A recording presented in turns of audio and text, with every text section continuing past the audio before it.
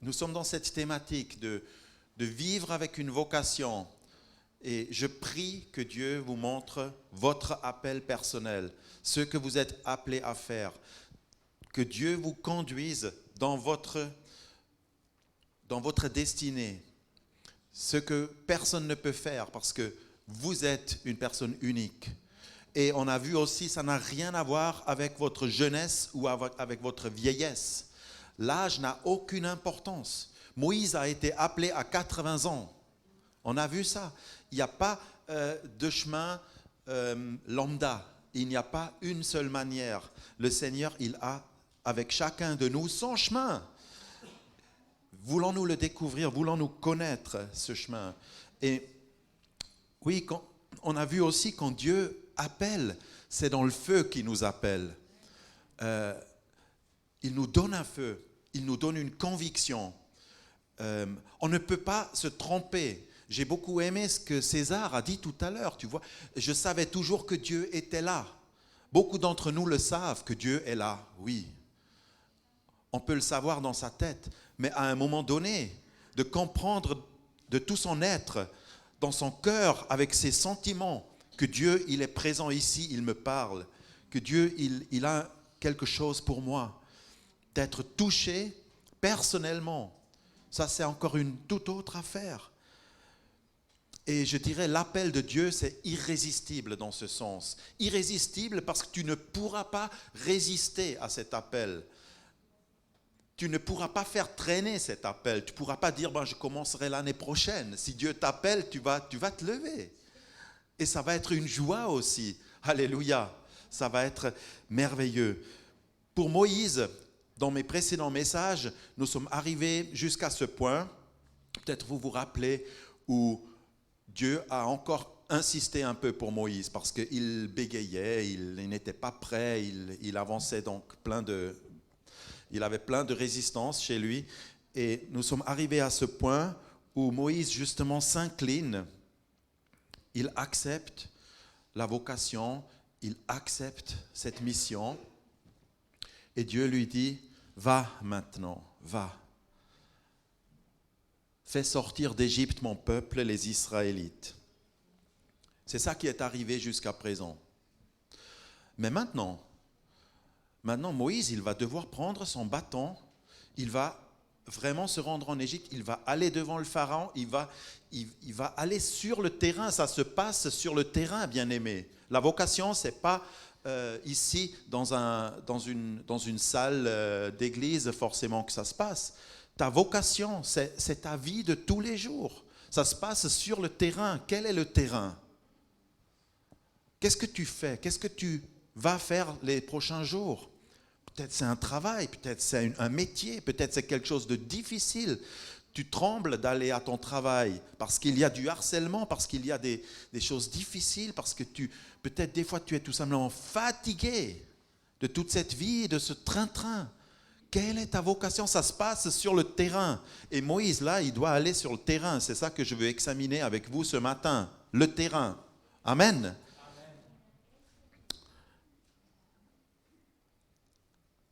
Aujourd'hui,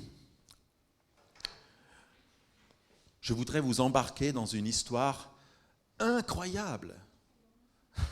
Des fois, je m'émerveille moi-même parce que j'ai lu cette histoire 10 fois déjà au moins dans la Bible, mais je suis encore là, je peux dire, c'est incroyable, c'est époustouflant.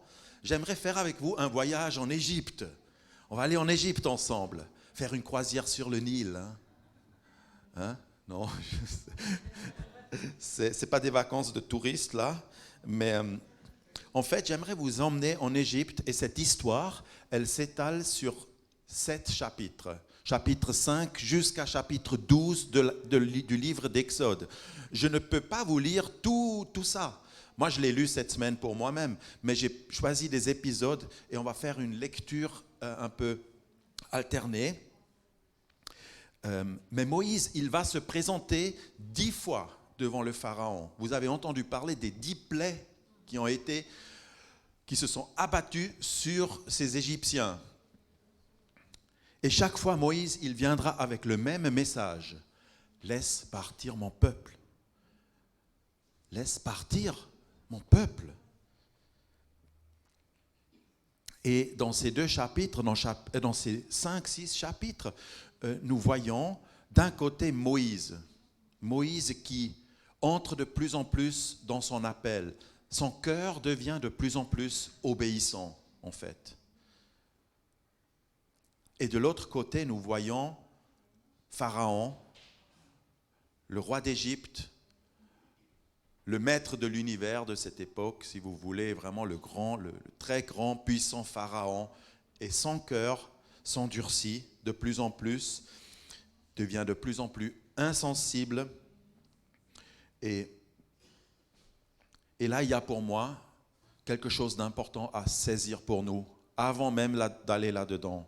Je ne sais pas dans quel cœur ou dans quelle direction va le voyage pour toi. Le voyage aussi avec ton propre cœur. Examinons l'état de notre cœur ce matin. Est-ce que ton cœur devient de plus en plus sensible, obéissant?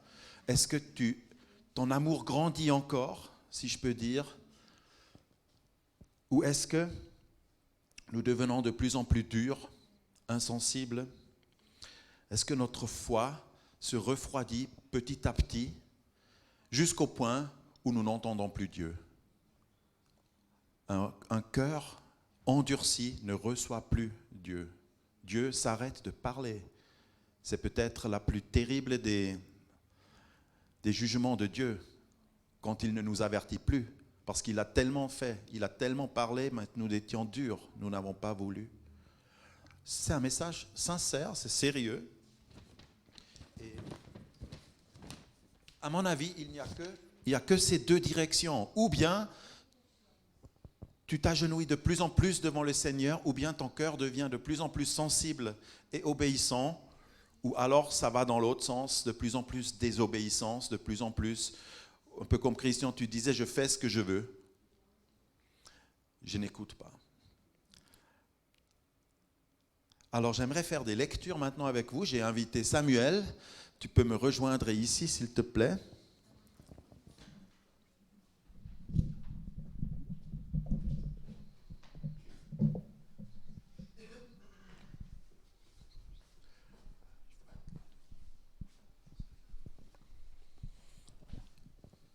Alors on va commencer avec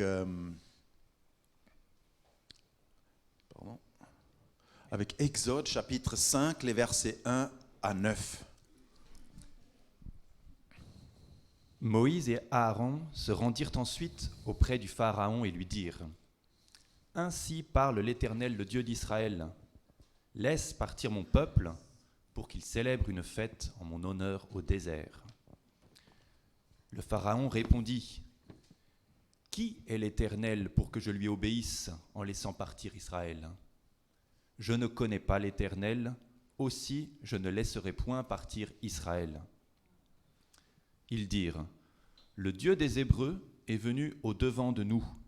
Accorde-nous de faire 3 journées de marche dans le désert pour offrir des sacrifices à l'Éternel notre Dieu. » Le roi d'Égypte leur dit : « Moïse et Aaron, pourquoi détournez-vous le peuple de son ouvrage ?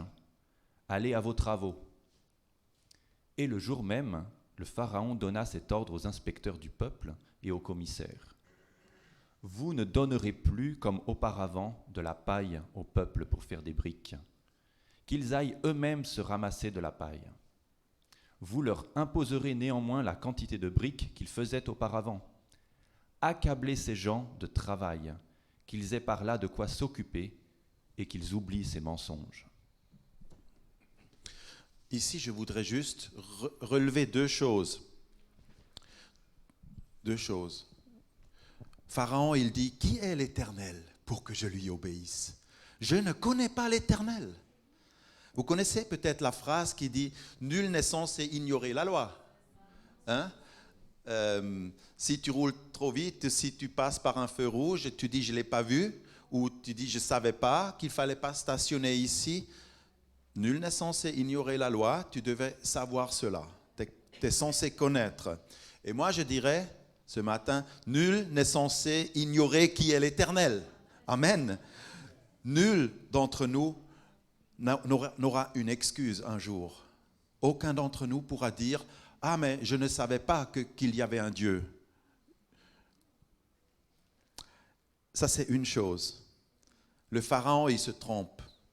Et on entend de là vraiment une arrogance aussi. Il dit bah, « Qu'est-ce qu'il y a ce Dieu? Je ne le connais pas. Laisse-moi tranquille avec lui. » Et puis, il dit une autre chose. Accabler ces gens de travail. Donnez-leur plus de travail pour qu'ils arrêtent avec leur adoration de Dieu. Il faut qu'ils soient bien occupés. Le diable, vous savez, il veut nous occuper jour et nuit.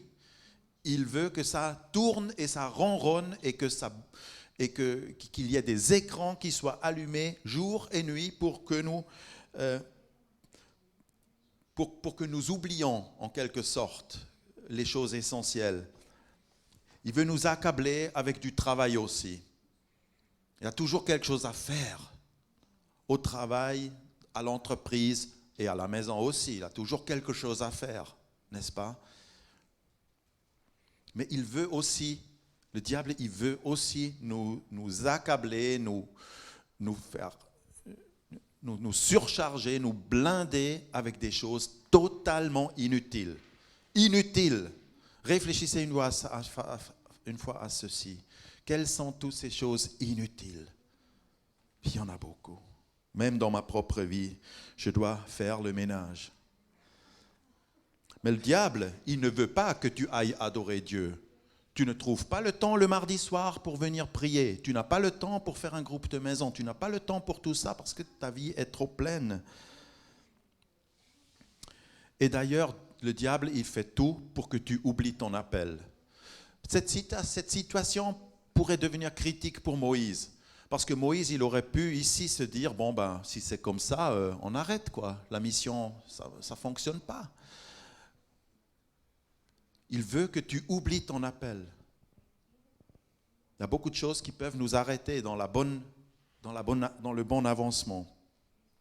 Maintenant, voilà, Moïse, on va lire le prochain épisode.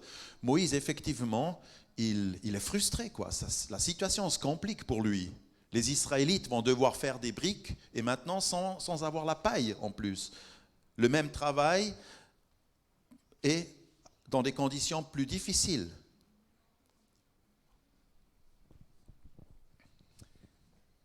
Les Israélites dirent alors à Moïse, « Vous nous avez rendus odieux au Pharaon et à ses serviteurs. Vous avez mis une épée dans leurs mains pour nous tuer. » Moïse retourna vers l'Éternel et dit, « Seigneur, pourquoi as-tu fait du mal à ce peuple? Pourquoi m'as-tu envoyé? Depuis que je suis allé vers le Pharaon pour parler en ton nom, il a fait du mal à ce peuple, et tu n'as pas du tout délivré ton peuple. » Oui, la situation se complique ici pour Moïse. Il fait face aussi aux critiques venant de son peuple, des Israélites qui disent « Mais tu nous as rendus odieux auprès du Pharaon. Le Pharaon, maintenant, il est fâché encore. Et nous devons subir de plus en plus. Sa colère et ses travaux nous seront encore pires qu'avant. Sa situation devient pire. Et Moïse, qu'est-ce qu'il fait? Il dit « Pourquoi, Seigneur, pourquoi? Tu as dit que tu délivrerais ton peuple, mais il n'y en a de rien. » Je pense que dans cela, il y a un cri du cœur de Moïse qui lutte avec sa vocation quelque part. Pauvre Moïse. J'ai marqué sur ma feuille. Pauvre Moïse. Pauvre Moïse. Je dis parfois pauvre Rico. Tu es un pauvre. il faut que tu fasses tout ça. Je n'arrive pas. Hein? Des fois, on est comme ça. Hein? On n'arrive pas. C'est trop. Mais, Seigneur parle. Dieu parle. Lisez. Dieu parla encore à Moïse et lui dit, « Moi, je suis l'Éternel. Je suis apparu à Abraham, à Isaac et à Jacob, comme le Dieu Tout-Puissant.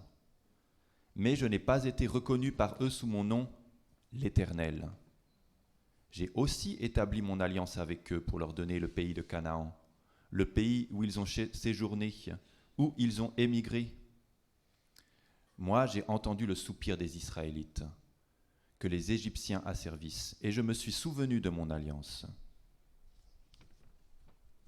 C'est pourquoi, dis aux Israélites, je suis l'Éternel, je vous affranchirai des travaux pénibles dont vous chargent les Égyptiens, je vous délivrerai de la servitude à laquelle ils vous soumettent, et je vous racheterai par la force de mon bras et par de grands jugements.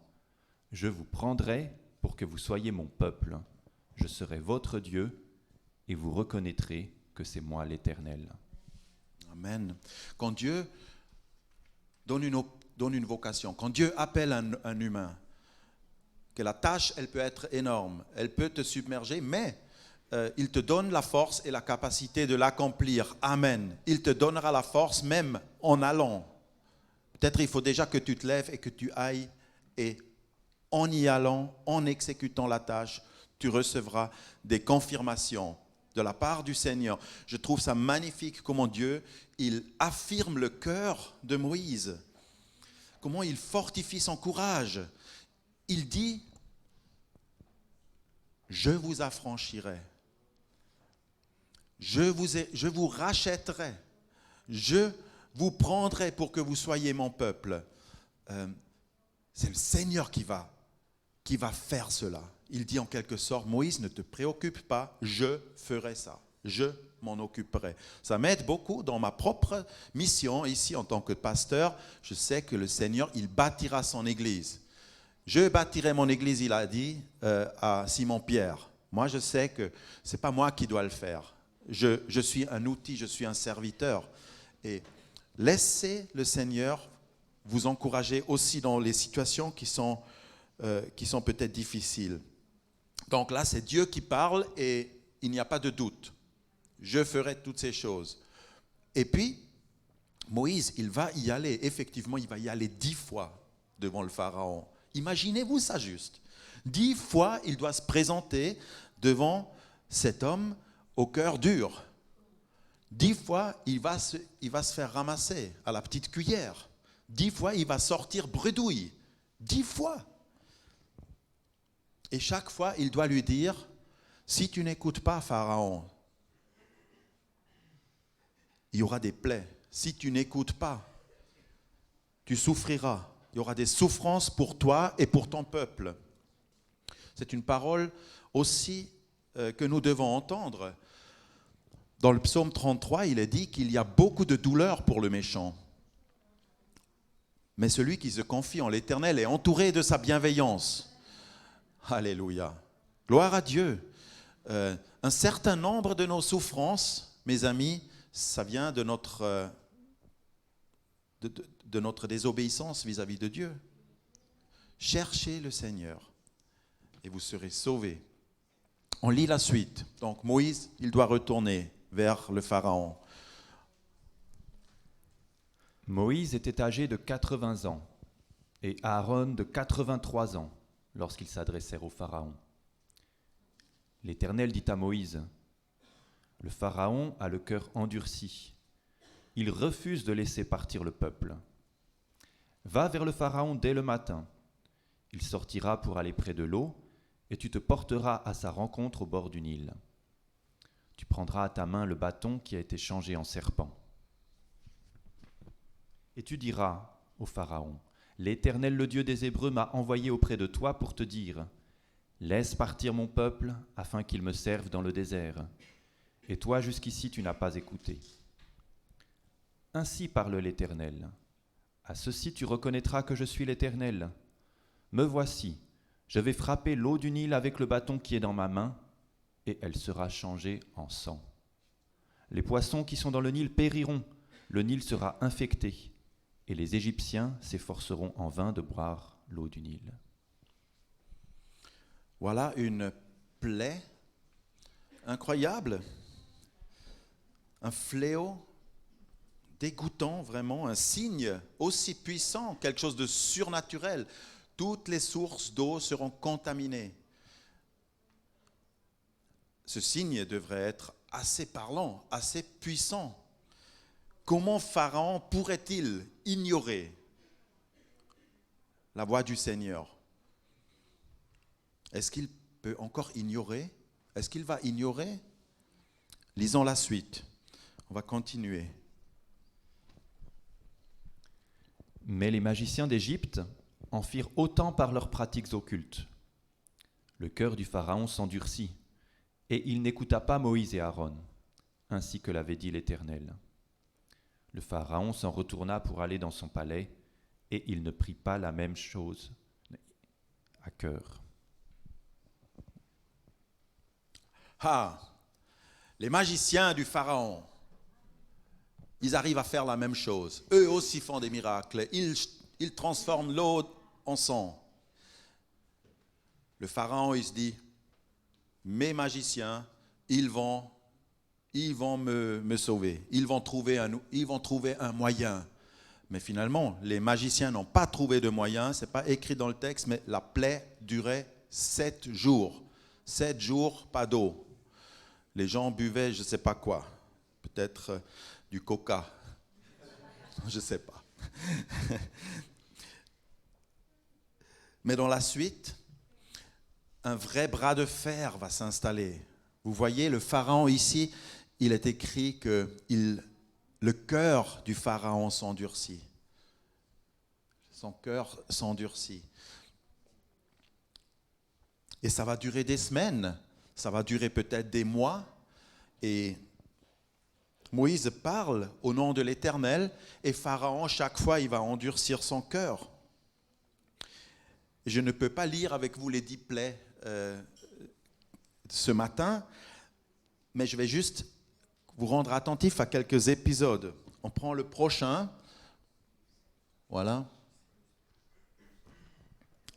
La deuxième plaie. Laisse partir mon peuple afin qu'il me serve. Si tu refuses de le laisser partir, moi je vais ravager tout ton territoire par les grenouilles. Le Nil fourmillera de grenouilles. Elles monteront, elles pénétreront dans ton palais, dans ta chambre à coucher et sur ton lit, dans la maison de tes serviteurs et chez ton peuple, dans tes fours et dans tes pétrins. Les grenouilles monteront sur toi, sur ton peuple et sur tous tes serviteurs. Le Pharaon appela Moïse et Aaron et dit : Intercédez auprès de l'Éternel afin qu'il écarte les grenouilles de moi et de mon peuple. Et je laisserai partir le peuple pour qu'il offre des sacrifices à l'Éternel. Mais le Pharaon, voyant qu'il y avait du répit, endurcit son cœur et n'écouta pas Moïse et Aaron, comme l'avait dit l'Éternel. Des grenouilles. Une plaie de grenouilles. Je sais que nos amis français, ils aiment bien manger les grenouilles, semble-t-il. Enfin, pas tous, mais vous avez déjà mangé des grenouilles ? Jamais, jamais, non. Mais les Français, c'est ce qu'ils aiment. Je peux vous dire, ça aurait été une fête, le festival de grenouilles pour nos amis français. Grenouilles à gogo. Non. Je pense que c'était pas drôle du tout. C'est infect. Tu t'imagines ça, tu veux aller dans ton lit et il y a des grenouilles là-dedans. Aïe, tu t'imagines, tu dors et il y a tout d'un coup une grenouille là sur ton front. Arrêtez, c'est terrible. Mais le Pharaon là, il y a un élément de plus. Là, le Pharaon, il dit « Intercède auprès du Seigneur pour moi ». Ça aussi, quelquefois, les gens me disent ça. Ils disent « Rico, prie le Seigneur pour moi pour que l'épreuve passe ». Ça montre des fois qu'eux, ils n'ont pas la relation avec le Seigneur. Ils pensent que moi, je suis capable de faire à leur place. Mais ici, en plus, le Seigneur, il a écarté la plaie. Les grenouilles ont disparu. Et qu'est-ce qui se passe ? Une fois que ça va mieux, très bien, on endurcit encore son cœur. Pharaon endurcit son cœur. Il n'écouta point Moïse. On va aller plus loin. troisième plaie. L'Éternel dit à Moïse, « Dis à Aaron, étends ton bâton et frappe la poussière de la terre. Elle deviendra des moustiques dans tout le pays d'Égypte. » Alors les magiciens dirent au Pharaon, « C'est le doigt de Dieu !» Le cœur du Pharaon s'endurcit, et il n'écouta pas Moïse et Aaron comme l'avait dit l'Éternel. Vous voyez, ce bras de fer, il s'intensifie toujours un peu, il y a toujours un truc qui s'ajoute, c'est toujours un peu plus fort. Là, même les magiciens du Pharaon, ils disent, c'est la main de Dieu, ça vient de Dieu. Arrête dans ta folie, stop.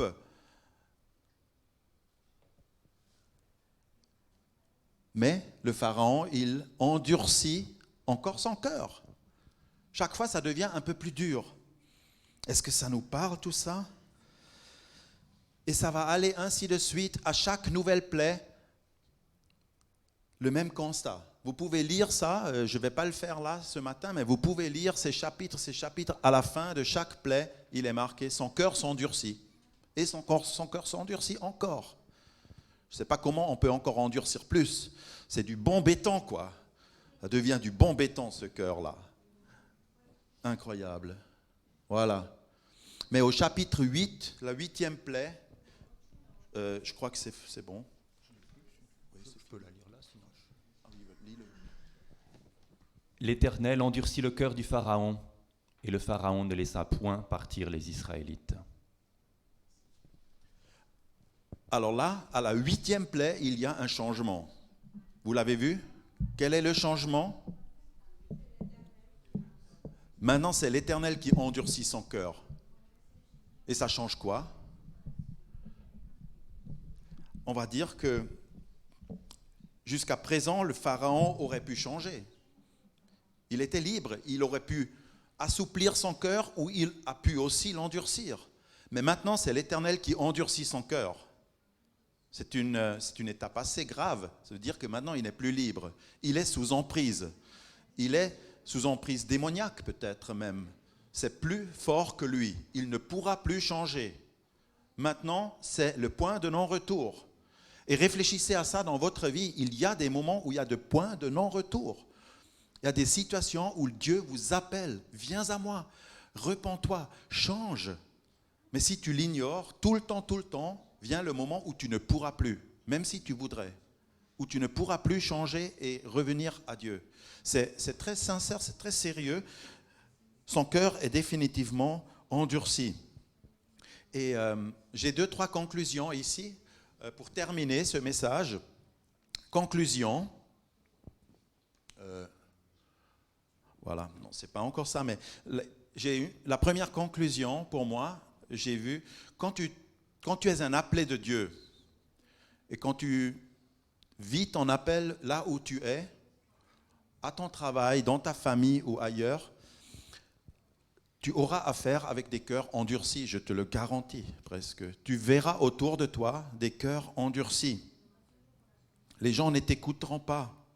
Même à l'église, j'ai vu des cœurs endurcis. Vous pouvez savoir, des fois ça me fait pleurer. Ça me fait pleurer. En tant que pasteur, de voir des cœurs endurcis, des gens qui ne pardonnent pas, qui parlent mal, qui sont durs. Je ne sais pas, il faut beaucoup de temps pour cuisiner ça, quoi. C'est pour adoucir, Mais Jésus et les prophètes ont tout le temps dit la même chose. Jésus a dit, le cœur de ce peuple est devenu insensible. Ils écoutent, mais ils n'entendent point. Ils écoutent la parole de Dieu, mais ça ne change rien. Ils ne se convertissent pas.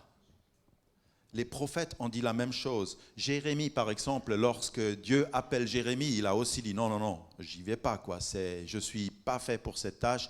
Dieu lui dit, je ferai de toi une colonne de fer et un mur de bronze contre eux. Bien-aimé, est-ce que tu as une colonne de fer aussi? Est-ce que tu as un mur de bronze pour faire face à ces cœurs endurcis? Parce que si tu prends des choses tellement à cœur, tu pourras pas. Il faut avoir une certaine force de résistance dans le ministère aussi. Ça, c'est une chose, c'est une conclusion que j'ai tirée pour moi. Même si ça me fait pleurer des fois, que les cœurs sont durs, que les gens ils n'entendent pas les appels et ils ne se convertissent pas ou ils se convertissent à moitié, ils retombent derrière. Tout ça, c'est vrai, c'est dur pour nous. Mais il y a une deuxième chose que je retiens pour moi. Tu dois aussi veiller à ton propre cœur pour qu'il ne s'endurcisse pas. Amen. Veille à ton cœur, dit la parole. Il dit dans le livre des Proverbes, garde ton cœur plus que toute autre chose, car de lui viennent les sources de la vie. Tu dois garder et veiller à ton cœur pour que jamais il ne s'endurcisse, comme dans l'exemple du Pharaon. C'est un exemple qui nous avertit quand même, que notre cœur, que mon cœur ne s'endurcisse pas. Je prie Dieu parfois pour ça, parce que je suis un humain, je peux m'écarter, je peux dérailler, je peux devenir dur. Vous sentez ça aussi dans votre vie? Des fois, on peut, comme un peu aigri, quoi. Que Dieu me garde. Je ne veux pas ça. Seigneur. Dans Hébreux 3, verset 15, le Seigneur dit ça, il dit ça aux chrétiens. Aujourd'hui, si vous entendez sa voix, n'endurcissez pas vos cœurs. Aujourd'hui, n'endurcissez pas votre cœur, comme au jour de la révolte. Je termine avec quelques questions. Ce sont des questions que nous pouvons, dans la lumière de ces questions, nous pouvons nous examiner, en fait. Où est-ce que nous en sommes? Quel est l'état de ton cœur aujourd'hui? Tout d'abord, j'aimerais te demander, est-ce qu'il y a des pensées ou des mentalités qui te bloquent régulièrement? Tu te rends compte? Chaque fois, c'est la boucle qui arrive, je trébuche et je tombe dans des pensées vraiment négatives qui me tirent en bas ou des choses que je commence à critiquer, voilà. C'est aigre. Je trouve ça intéressant ce que Jésus dit, parce qu'il dit que c'est du cœur que viennent les mauvaises pensées. Vous avez déjà lu une fois ce verset? Il ne dit pas que les mauvaises pensées viennent de la tête ou du cerveau. Pour les Juifs, en fait, le cerveau et le cœur, c'est une seule chose. C'est du cœur que viennent les mauvaises pensées. Et c'est pour ça que c'est le cœur aussi du Pharaon était endurci. C'est-à-dire ça incluait bien sûr toute sa façon de penser et sa mentalité. Cœur et pensée. J'ai d'autres questions encore. Est-ce que je suis enseignable encore? Bonne question. Est-ce que j'arrive encore à écouter et à recevoir un enseignement et à changer et à modifier ma vie d'après cet enseignement? Comment j'ai réagi face à une critique? Est-ce que je bloque, par exemple? Et je donne encore ces deux. Hop, qu'est-ce que ça me fait là? Donc voilà comment je réagis face à une critique. Et est-ce que mon cœur est capable d'aimer? Ça, c'est un indicateur pour un cœur souple, obéissant à Dieu. Est-ce que j'arrive encore à aimer? Jésus disait, à la fin des temps, il y aura des guerres, il y aura un tas de choses, il y aura des endurcissements. Et il dit dans ce passage, et l'amour de la plupart se refroidira. Est-ce que nous ne serons peut-être pas dans cette période où justement l'amour dans le monde est en train de se refroidir et qu'on ressent cette froideur, cette glace, cette dureté tous les jours? Ça commence avec les enfants et ça va jusque dans la politique, jusque dans les administrations, où on n'a plus des humains en face de nous, mais on nous met de plus en plus des machines à la place des humains. Et si tu as un problème, on te dit, va chercher sur Internet, ou va te débrouiller, il y a une machine ici pour toi. Et puis, l'amour est en train de se refroidir, et nous sommes face à un monde froid, glacial et tout ça, ça nous interpelle. Qu'est-ce que nous, chrétiens, avons à jouer comme rôle dans ce monde-là? Voulons-nous être une communauté qui aime? Nous voulons-nous aller un bout de chemin avec quelqu'un qui a besoin? Prenons-nous quelques minutes pour s'asseoir et boire un café avec une personne et prier avec elle. Est-ce que mon cœur est capable d'aimer? J'aimerais te demander, Joy, est-ce que tu peux nous accompagner pendant ce temps encore de réflexion, de prière que nous voulons prendre? Et puis la dernière question, est-ce que j'entends le Saint-Esprit qui m'appelle à changer? Vous savez, le Saint-Esprit, il ne crie pas généralement. C'est un souffle léger souvent. Et le Saint-Esprit est une personne qui vient à nous, qui nous rend attentifs. Sommes-nous sensibles? Change ton cœur. Métanoïa. Repens-toi. Si je suis sur une mauvaise voie, Psaume 139, sonde-moi au cœur et connais mon cœur. Regarde si je suis sur une mauvaise voie. Conduis-moi sur la voie de l'éternité. La parole de Dieu, le Seigneur, il nous interpelle sur notre manière de vivre. Frères et sœurs, je vous donne ce message avec amour, avec tout mon cœur, pour que vous ne vous trompiez pas, pour que votre cœur reste souple, pour qu'il puisse être joyeux dans le Seigneur, pour qu'il puisse aimer. S'il vous plaît, pardonnez-moi mes faibles paroles et que Dieu bénisse votre vie de chacun, qu'il vous affermisse dans votre vocation personnelle. Amen.